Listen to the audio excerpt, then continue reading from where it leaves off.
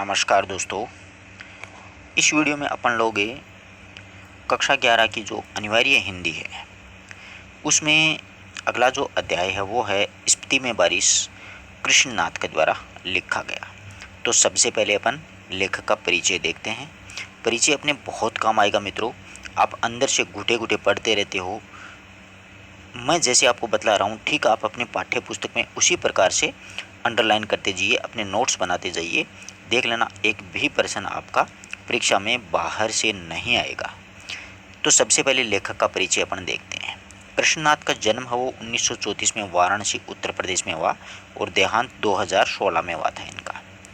इनकी प्रमुख रचनाएं खास तौर से ध्यान रखना, लद्दाख में राग विराग, किन्नर धर्मलालोक, स्पीति में बारिश, पृथ्वी परिक्रमा, हिमालय यात्रा, अरुणाचल यात्रा, बौद्ध निबंधावली, हिंदी और अंग्रेजी की कई पुस्तकों का इन्होंने संपादन भी किया था और इनको लोहिया सम्मान से भी सम्मानित है वो किया गया है। इनकी प्रसिद्ध रचनाओं के बारे में अगर मैं बताऊं सीधा सीधा बाय द वे व्याख्याता वर्दी में पूछ ले तो ध्यान रखना, लद्दाख में राग विराग बहुत प्रसिद्ध रचना है इनकी। दूसरी पृथ्वी परिक्रमा बहुत प्रसिद्ध रचना है इसकी। और ये यात्रा वृत्तांत तो बहुत ही ज़्यादा प्रसिद्ध है इनके, हिमालय की यात्रा, अरुणाचल की यात्रा, बौद्ध निबंधावली। इस प्रकार से ये रचनाएं इनकी प्रसिद्ध हैं। कृष्णनाथ के व्यक्तित्व के बारे में अपन थोड़ा सा जान लेते हैं। हाँ तो देखिएगा, कृष्णनाथ के व्यक्तित्व के कई पहलू हैं। सबसे पहले इन्होंने काशी हिंदू विश्वविद्यालय में अर्थशास्त्र से देखो एमए किया था और अर्थशास्त्र के विद्यार्थी होते हुए भी उसके बाद इनका झुकाव वो समाजवादी आंदोलन और बौद्ध दर्शन की ओर ज़्यादा हो गया था। ये बौद्ध दर्शन की ओर बहुत ज़्यादा आकर्षित हुए। बौद्ध दर्शन में इनकी गहरी पैठ है। अर्थशास्त्र के विद्वान होते हुए भी काशी जो विद्यापीठ है उसमें अर्थशास्त्र के ये प्रोफेसर भी रहे हैं और साथ ही साथ अंग्रेजी और हिंदी दोनों भाषाओं पर इनकी गहरी अच्छी पकड़ थी, इनका अधिकार था। इसलिए ये कहे कि साहित्य की ओर भी जुड़ गए थे और उन्होंने पत्रकारिता के क्षेत्र में उनका जुड़ाव रहा। हिंदी की प्रसिद्ध पत्रिकाओं से जुड़े हैं, ये कोई लोकल पत्रिका नहीं थी। कल्पना के संपादक मंडल में भी ये रहे हैं और कई साल तक उन्होंने अंग्रेजी के मैक काइंड का कुछ वर्षों तक इन्होंने संपादन किया है। मैन काइंड ध्यान रखना इसका, ये अंग्रेजी की पत्रिका है और ये कल्पना है वो हिंदी की पत्रिका है। काफ़ी वर्षों तक इसमें भी इनके जो शोध हैं, जो निबंध हैं, जो ग्रंथ हैं, सबसे पहले कोई भी साहित्यकार हो, आपको मैं कई बार बतला चुका हूँ, सबसे पहले वो क्या बनता है, सबसे पहले वो पत्रकार ही बनता है। जब पत्रकारिता में उनके क्या हुआ कि जो निबंध वगैरह छपते हैं उसके बाद में ही वो क्या होता है, साहित्यकार की दुनिया में प्रवेश कर पाता है, अन्यथा वो नहीं कर पाता है। तो अंग्रेजी की पत्रिका का नाम आए तो मैनकाइंड अच्छी तरीके से याद रखना और कल्पना हिंदी की पत्रिका है। इसके अलावा इन्होंने राजनीतिक पत्रकारिता और अध्यापन की प्रक्रिया से गुजरते गुजरते वो बौद्ध दर्शन की ओर मुड़े थे और भारतीय और तिब्बती आचार्यों के साथ में बैठ करके उन्होंने नागार्जुन नागार्जुन अपन ने पढ़ा था ना, बादल को गिरते देखा है, नागार्जुन का चैप्टर। तो वो नागार्जुन के दर्शन और वज्रयानी परंपरा का अध्ययन उन्होंने शुरू किया, जो कि भारतीय चिंतक जे कृष्णमूर्ति ने जब बौद्ध विद्वानों के साथ में चिंतन मनन शुरू किया तो कृष्णनाथ भी उसमें शामिल थे। बौद्ध दर्शन पर कृष्णनाथ ने काफ़ी कुछ लिखा भी है, यानी बौद्ध दर्शन पर इनकी अच्छी पकड़ थी। तिब्बती आचार्यों के साथ में बैठ बैठ करके इन्होंने नागार्जुन के दर्शन पर भी काफ़ी अच्छा कार्य किया है, बहुत सा लिखा है इन्होंने। इतना कुछ करने के बावजूद कृष्णनाथ जी की जो सृजन आकांक्षा पूरी नहीं हुई, इसलिए ये यायावर हो गए। यायावर का ये घूमने लग गए, फिरने लग गए, हिमालय की यात्रा कर डाली इन्होंने। एक यायावरी तो उन्होंने वैचारिक धरातल पर की थी, दूसरी सांसारिक अर्थ में उन्होंने हिमालय की यात्रा शुरू की और उन स्थलों को खोजना खंगालना शुरू कर दिया जो बौद्ध धर्म और भारतीय मिथकों से जुड़े हुए थे। भारतीय मिथक का मतलब होता है पुरानी जो परंपराएं होती है ना, रूढ़िवादी परंपराएं जुड़ी रहती हैं, उनको मिथक बोला जाता है। फिर भी जब उन्होंने इस यात्रा को शब्दों में बांधना शुरू किया, इन यात्रा पहले तो इन्होंने यात्रा की और फिर उन पर लिखना शुरू कर दिया। शब्दों में बांधने का लिखना, तो यात्रा वृत्तांत जैसी एक नई विधा अनूठी विलक्षणता से भर गई और कृष्णनाथ जहाँ की यात्रा करते थे वहाँ से सिर्फ पर्यटक नहीं होते थे बल्कि एक तत्ववेता की तरह वहाँ पर अध्ययन करते चलते थे, यानी एक एक चीज़ के बारे में पूछते थे वहाँ के लोगों को कि ये किस कारण से है, ये किस प्रकार से हुआ, क्यों हुआ। तो और आकर के वो अपने गेस्ट हाउस में रुकते थे, वहाँ पर लिखते थे रात्रि में। पर वे शुष्क अध्ययन नहीं करते बल्कि उस स्थान विशेष से जुड़ी हुई जितनी भी स्मृतियाँ होती है ना, उनको वे उघाड़ते और वही स्मृतियां होती जो इतिहास के प्रवाह में सिर्फ स्थानीय होकर भी रह गई, लेकिन जिनका संपूर्ण भारतीय लोकमानस में गहरा रिश्ता रहा है। जिस प्रकार से, जैसे देखिएगा आप लोग, पहाड़ के छोटे शिखर पर दुबक करके बैठी हुई स्मृति, विस्मृति सी स्मृति मानो कृष्णनाथ की प्रतीक्षा कर रही है। ऐसा लगता है जैसे मानो पहाड़ की ओट में दुबक करके बैठी हुई कोई विस्मृति है, यानी कोई मूर्ति है, कोई क्षेत्र की कल्चर है, कोई क्षेत्र की भाषा है। वहाँ को वो क्या करते थे, खोजते थे वहाँ पर जा करके, और लोगों को पूछते थे, और ऐसा लगता था मानो वो स्मृति वो कृष्णनाथ का क्या कर रही है, इंतजार कर रही है हो, और उसे देखें और उसके बारे में लिख करके उसे जनमानस तक ले जाएं, यानी उसके बारे में लोगों को ये बताते थे। कृष्णनाथ ने जो कि यात्रा वृत्तांत स्थान विशेष से जुड़े होकर भी भाषा है, वहाँ का इतिहास है, पुराण है, उनको संसार को समेटे हुए है। वो तो ये जो बातें लिखी है ना कृष्णनाथ जी के बारे में, कि कृष्णनाथ जी के जो यात्रा वृत्तांत हैं वो स्थान विशेष के साथ जुड़े होने के साथ साथ यह कि वहाँ की भाषा, इतिहास और पुराण आदि की भी जानकारी रखते हैं। पाठक उनके साथ खुद यात्रा करने लगता है। ये बात बिल्कुल सही लिखी है, पाठक उनके साथ खुद यात्रा करता है। जैसे मतलब अपन स्थिति में बारिश जो अध्याय पढ़ेंगे वो एक यात्रा वृत्तांत है विधा के रूप में, तो आपको खुद को लगेगा कि हाँ यार मैं भी स्थिति में घूम रहा हूँ, देख लेना चाहिए। वे लोग जो इन स्थानों की यात्रा कर चुके होते हैं वे भी अगर कृष्णनाथ की यात्रा वृत्तांत को पढ़ते हैं तो उसमें कुछ नया ही पाएंगे। उन्हें ऐसा महसूस होगा कि उनकी पुरानी यात्रा है वो अधूरी रह गई थी, कृष्णनाथ के यात्रा वृत्तांत को पढ़ करके वह पूरी हुई है। यानी वो क्षेत्र को देखाते हैं, घुमाते हैं, लेकिन वहाँ के बारे में जानकारियाँ नहीं लेकर के आते हैं। ऐसा ही होता है, मतलब एक पर्यटक के रूप में जाना। स्थिति में बारिश पाठ का जो विधा है अच्छी तरीके से ध्यान रखना। हर पाठ की विधा मैं इसीलिए बताता हूँ, एक प्रश्न द्वितीय श्रेणी में पक्का इस प्रकार का पूछा जाएगा, चाहे ये 12 पुस्तकें आपकी चलती हैं कक्षा 9 से 12 तक, 12 किताबें, ध्यान रखना सभी की। इन 12 किताबों में एक या दो प्रश्न आपको ऐसा मिलेगा कि उस पाठ की सीधी सीधी विधा पूछेगा आपसे, सीधी सीधी विधा, कि जैसे यही पूछ ले कि स्थिति में बारिश किस प्रकार की विधा है, और आप वहाँ पर बैठे रहो, कहानी है सर, हमने तो कहानी पढ़ा था। वहाँ पर प्रश्न बिल्कुल हल्का होगा, नंबर बराबर के होंगे, कट जाएंगे नंबर। अंदर से घोटते रहना चाहिए उसको, स्थिति में क्या क्या हो रहा था वो पूछेगा ही नहीं, वो तो ऊपर से पूछ रहा है आपको। तो ये एक यात्रा वृत्तांत है, बहुत अच्छी तरह के ध्यान कर, हर पार्ट की यहाँ पर अंडरलाइन कर लो, बस सीधी सी बात है। और सुबह सुबह उठ करके 12 किताबें, 12 पन्ने उल्टे उसके खड़ा खड़ कि ये कैसी विधा है, ये कैसी विधा है, ये कैसी विधा, क्योंकि आगे तो सारी कविता है, गद्य वाली तो आपको ध्यान में रखनी है। तो यही यात्रा वृत्तांत है, ध्यान रखना। जैसे मैं आपको अभी पूछूंगा और आप कमेंट बॉक्स में ज़रूर लिखना, मुझे आशा है कि आप लोग ज़रूर लिखेंगे। मैं क्यों लिखता हूँ इस पाठ की विधा, बिना किताब में देखे चाहे गलत ही लिखो, परंतु लिखना प्लीज़, आपको बहुत ज़रूरी है, ठीक है ना। मैं क्यों लिखता हूँ, वो किस प्रकार का पाठ है, कहानी है, उपन्यास है, निबंध है, मतलब रिपोर्टाज है, कुछ है क्या, वो यात्रा वृत्तांत है, जो भी है एकांकी है, आपको लिखनी है। तो ये यात्रा वृत्तांत है। ये स्थिति हिमाचल के मध्य में स्थित वह स्थान है जो अपनी भौगोलिक और प्राकृतिक विशेषताओं के कारण अन्य जो पर्वतीय क्षेत्रों से बिल्कुल भिन्न है। वो कैसे भिन्न है देखना। लेखक ने इस पाठ में स्थिति की जनसंख्या का वर्णन किया है, साथ ही में ऋतु, फसल, जलवायु तथा भूगोल का वर्णन किया, जो कि परस्पर एक दूसरे से संबंधित है।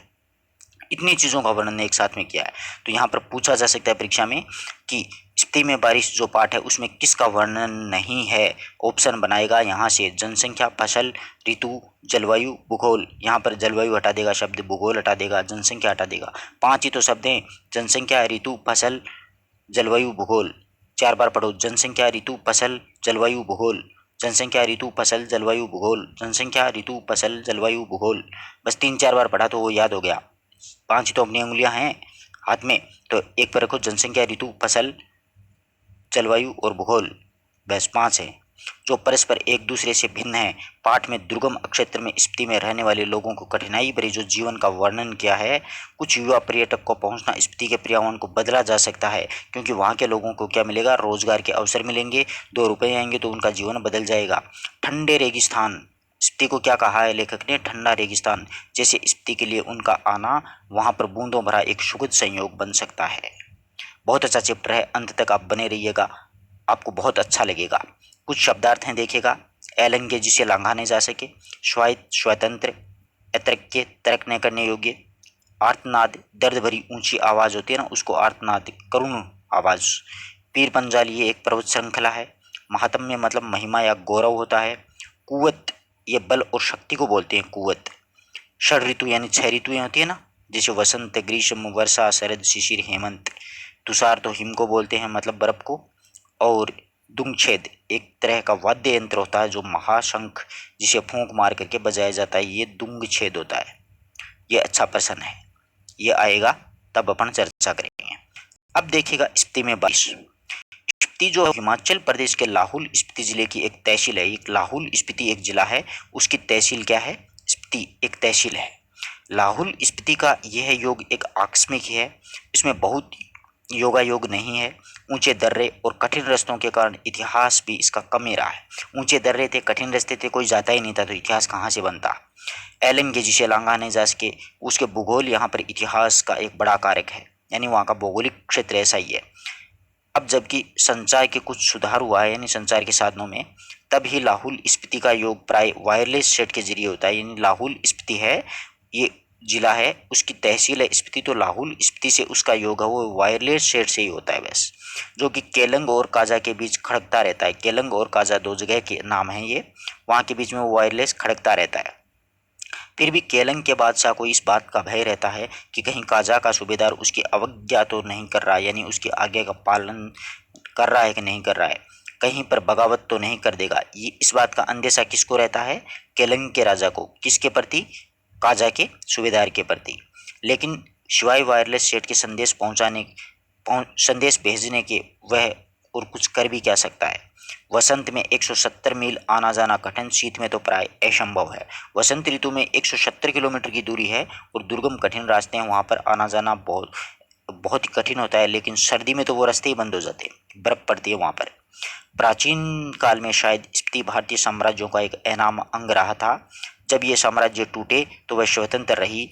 फिर मध्य युग में प्राय लद्दाख मंडल में, और कभी कभी तो इसको लद्दाख में शामिल कर लेते थे स्पीति को, कभी कश्मीर मंडल में, कभी बुशहर मंडल में, कभी कुल्लू मंडल में, कभी ब्रिटिश भारत के तहत रही है, यानी अलग अलग बदलती रही है।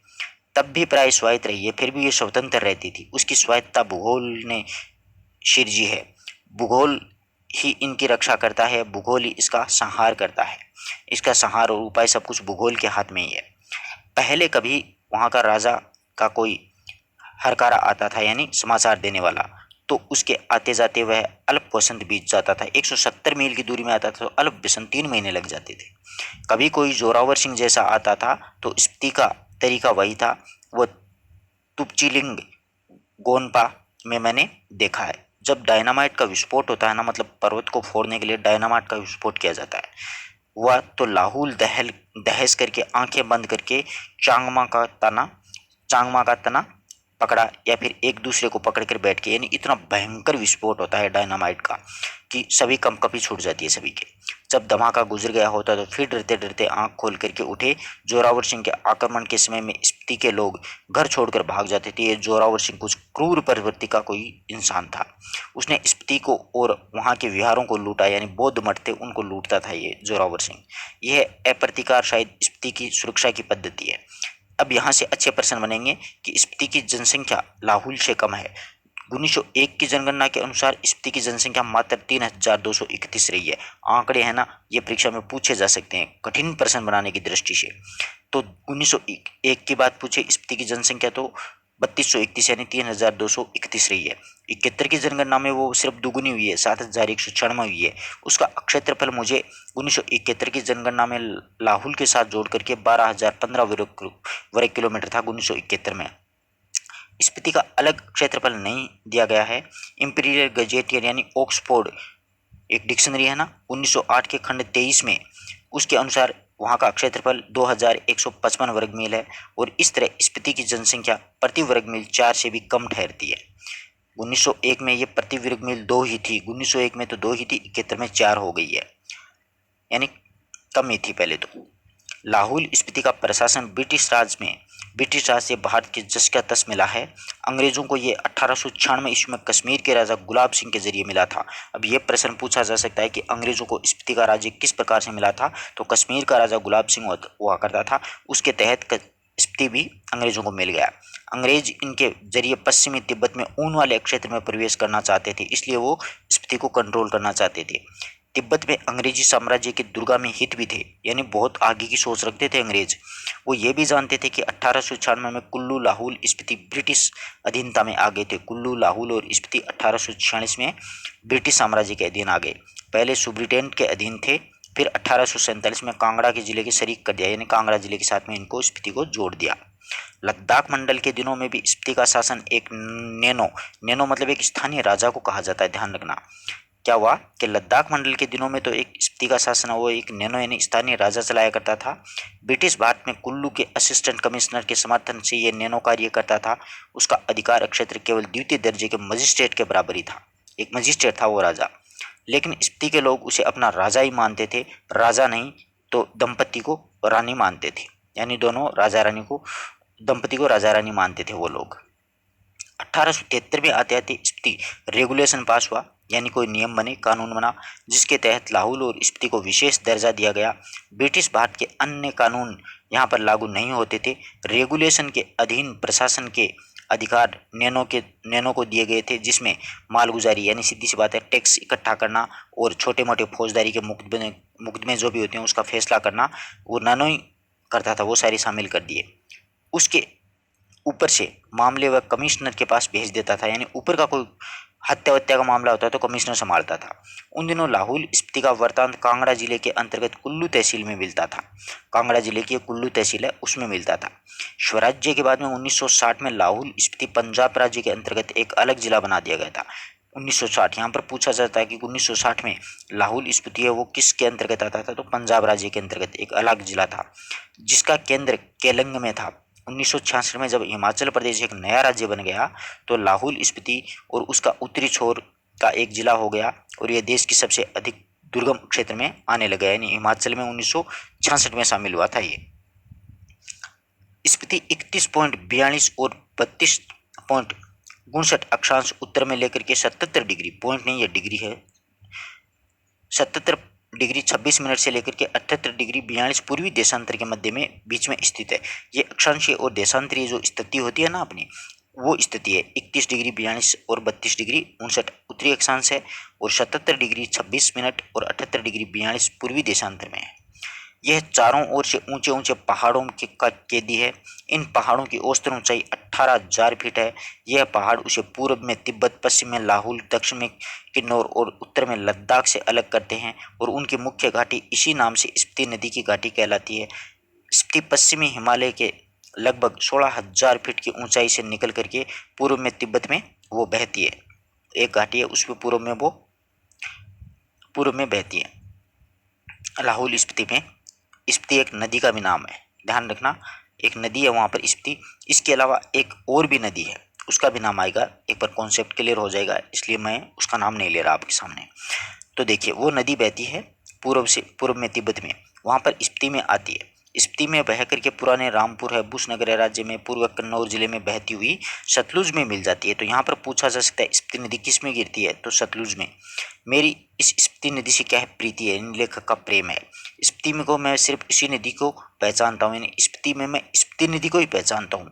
और वहाँ पर एक अन्य नदी जो है वो है पारा नदी। अच्छा प्रश्न बनता है, दूसरी नदी का नाम क्या है, पारा। फिर घाटी है स्पीति के अलावा पिन की घाटी प्रसिद्ध है। मान भाई से उनका किस्सा सुना है पिन की घाटी का, अत्यंत बीहड़ और वीरान है, उसमें शायद स्पीति की घाटी ही आबाद है, यानी स्पीति की घाटी में लोग रहते हैं। पिन की घाटी तो बिल्कुल बियाबान उजाड़ है। जैसी वह आबाद है वह आप देख ही रहे हैं, प्रति वर्ग मील 4 से कम लोग हैं कि इतने लोग बसे हुए हैं स्पीति में। अचरज इस बात का है कि इतने कम लोग क्यों हैं यहाँ पर, अचरज ये है, यानी आश्चर्य इस बात का नहीं है कि लोग कम क्यों, आश्चर्य तो इस बात का है कि इतने लोग कैसे बसे हुए हैं, यानी इतने क्यों हैं वहाँ पर। मैंने जब स्पीति की विपत्ति बताई तो लोगों ने भी यही पूछा कि आखिर तब लोग वहाँ पर रहते क्यों हैं, कि लोग वहाँ पर इतनी कठिनाई में क्यों रहते हैं। 8-9 महीने शेष दुनिया से वो बिल्कुल कटे हुए रहते हैं, क्योंकि बर्फ़ गिरती है, कोई नहीं जाता वहाँ पर। ठंड में ठिठुर रहे होते हैं, सिर्फ एक फसल उगाते हैं, लकड़ी भी नहीं है कि घर गर्म रख सकें, वृत्ति नहीं है यानी आजीविका चलाने के लिए। फिर क्यों रहते हैं, क्या अपने धर्म की रक्षा के लिए रहते हैं, अपनी जन्मभूमि के ममत्व के कारण रहते हैं, या फिर मजबूरी में रहते हैं कि कहीं जा नहीं सकते, यानी रीज़न क्या है, वो निकल क्यों नहीं सकते, कहाँ जाएं, या फिर और बातों के साथ यह सब कारण है, मैं नहीं जानता। मैं तो इतना ही देखता हूँ कि यहाँ रह रहे हैं, इसलिए रह रहे हैं कि इसका कोई तर्क नहीं है। तर्क से हम किसी चीज़ को भले ही सिद्ध कर सकें, स्थिति में रहने को नहीं सिद्ध कर सकते, लेकिन तर्क का इतना मोह क्यों है, ज़्यादा करके संसार के निर्माण अतर्क हैं, तर्क से परे हैं, यानी ज़्यादा के संसार की ज़्यादातर जो निर्माण है वो अतर्की हैं, उनका कोई तर्क नहीं है। स्पीति नदी के साथ में मेरा थोड़ा परिचय स्पीति के पहाड़ों का भी है। स्पीति के पहाड़ लाहुल से ज़्यादा ऊंचे, नंगे और भव्य हैं। लाहुल से ऊंचे हैं स्पीति में पहाड़। उसके सिरों पर स्पीति के नर नारियों का अंतर्नाद जमा हुआ है। शिव का अट्ठास नहीं है, हिम का आर्तनाद है, ठिठुरन है, गलन है, व्यथा यानी बहुत ठंड पड़ती है। लेखक यही कहना चाहता है। इस व्यथा में क्या है कि कथा इन पहाड़ों की ऊंचाई के आंकड़ों में कहीं कही जा, यानी इन आंकड़ों की नहीं कही जा सकती। फिर भी जो सुंदरता को इंच से मापने का अभ्यासी है वे भला पहाड़ को कैसे बख्श सकता है।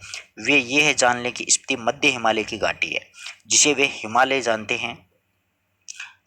और स्केटिंग, सौंदर्य प्रतियोगिता, आइसक्रीम और छोले भटूरे का कुल्लू मनाली, शिमला, मंसूरी, नैनीताल, श्रीनगर, वह सब हिमालय नहीं है, हिमालय का तलवा है। यानी ये सारे नगर है ना, वो तो हिमालय के तलवा ही हैं। शिवालिक या फिर पीर पंजाल या ऐसा ही कुछ उसका नाम है। यह तलहटी रोहतांग जोत के पार मध्य हिमालय में है। यानी रोहतांग जोत के पार में एक मध्य हिमालय में शिवालिक और पीर पंजाल घाटियां हैं। इससे में लाहुल स्पीति की घाटियां हैं। इन्हीं घाटियों की औसतन ऊंचाई मापी गई है। कनिंघम ने लिखा है कि लाहुल की समुद्र तल से ऊंचाई है 10,535 फीट की ऊंची है। यानी लाहुल की समुद्र तल से ऊंचाई 10,535 फीट है। स्पीति 12,986 फीट है, लगभग मतलब 13,000 फीट की ऊंचाई पर है। ये कनिंघम के द्वारा नापी गई ऊंचाई है। ध्यान रखना, अच्छे प्रश्न बनते हैं कि लाहुल की समुद्र तल से ऊंचाई कितनी है, तो 10,535 फीट, और स्पीति की 12,986, करीबन 13,000 फीट। मध्य हिमालय में जो श्रेणियां स्पीति को घेरे हुए हैं उनके में है उसे बारालाचा श्रेणियों का विस्तार समझें। बारालाचा दर्रे की ऊंचाई का अनुमान 16,221 फीट से लगा करके 16,500 फीट तक लगाया गया।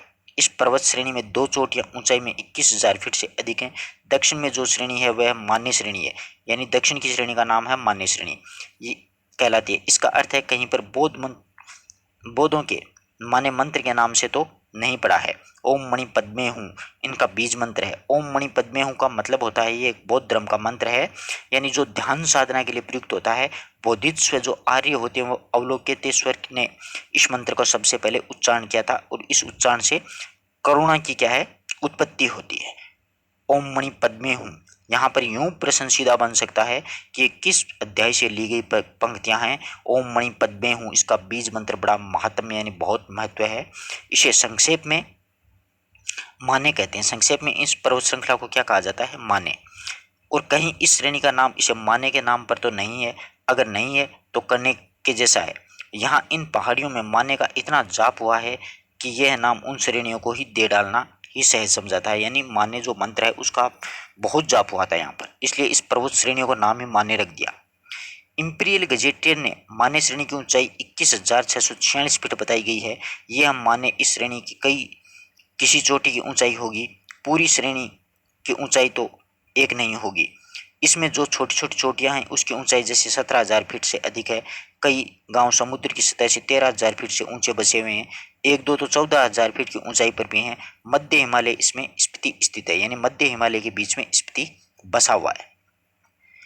इसके पारा ब्रह्मा हिमालय दिखता है। इसके पार अगर अपन देखते हैं ना, स्पीति के बाहर निकल के देखते हैं तो बहुत बड़ा हिमालय दिखता है। उसकी चोटी जो पहली चोटी है वो है 23,024 फीट की ऊंची बताई जाती है। इसमें कई चोटियां 20,000 फीट से अधिक भी ऊंची हैं। मैं ऊंचाई के माप के चक्कर में नहीं हूँ, नहीं उन होड़ लगाने में के पक्ष में हूँ। वह एक बार लोसर में जो कर लिया सो बस के, ऊंचाइयों से होड़ लगाना मृत्यु है। हाँ, कभी कभी उसका मान मर्दन करना मर्द और औरत की शान होता है। मैं सोचता हूँ कि देश और दुनिया के मैदानों से और पहाड़ों से जो युवक युवतियां आए और पहले तो स्वयं अपने अहंकार, यानी मैदानी क्षेत्रों से युवक युवतियां आए, पहले तो अपने अहंकार को गलाएं, फिर इन चोटियों के अहंकार को चूर चूर करें, यानी इनको फतेह करें, इन पे चढ़ें। उस आनंद का अनुभव करें जो साहस और कुव्वत से यौन से प्राप्त होता है, और अहंकार का ही मामला नहीं है। ये माने की चोटियां बूढ़े लामाओं के जाप में उदास हो गई हैं, युवक युवतियां किल्लोल करेंगे, यह भी हर्षित होंगी, यानी ये चोटियां भी हर्षित होंगी। यहाँ पर प्रेम प्रस्फुटित होगा। तो इस पर स्पीति का अंतर्नाद जो आर्तनाद जमा हुआ है, दुख का जो दर्द जमा हुआ है वह युवा 28 की गर्मी से कुछ तो पिघलेगी और एक युवा इसमें निमंत्रण भी मिलेगा। लाहुल की तरह स्पीति में भी क्या है, दो तरह की ऋतुएं होती हैं। कहीं तो षड ऋतुओं का बखान किया गया है, वह अभ्यास दोष के कारण है। यहाँ पर जून से सितंबर तक एक अल्पकालिक बसंत ऋतु चलती है। यहाँ पर अच्छा प्रश्न बनता है कि बसंत ऋतु कब से कब तक होती है, जून से सितंबर तक चलती है।